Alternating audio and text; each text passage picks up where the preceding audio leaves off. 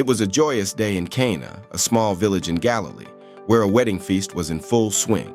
People were dancing, eating, and celebrating. But behind the scenes, there was a problem brewing. The wine, the centerpiece of any good celebration, had run out. Mary, Jesus' mother, noticed the situation. She could see the worry on the faces of the servants. The wine was gone, and without it, the party would fizzle out. So she turned to her son. At first, Jesus seemed hesitant. Then he said to her, "Woman, what does your concern have to do with me? My hour has not yet come." After all, he hadn't started his public ministry yet. But Mary, trusting in her son, didn't hesitate. She turned to the servants and gave them a simple but powerful command. Now here's where the story gets interesting. Jesus told the servants to fill the stone jars with water, right to the brim. Then he told them to take some of it and serve it to the master of the banquet. When the master of the banquet tasted the water that had now turned into wine, he was stunned.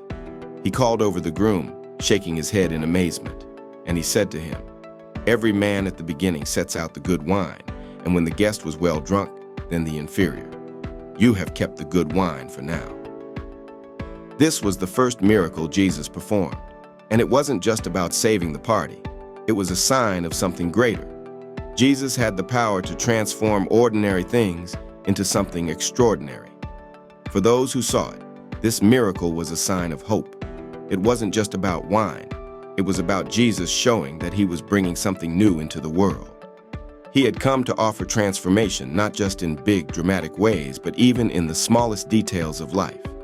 In that moment, at that wedding in Cana, Jesus reminded us that he cares about our needs, big and small, and that his presence brings joy, abundance, and transformation. A simple act of kindness, a miracle that changed everything, and that was just the beginning. Matthew 5:8. Blessed are the pure in heart, for they shall see God.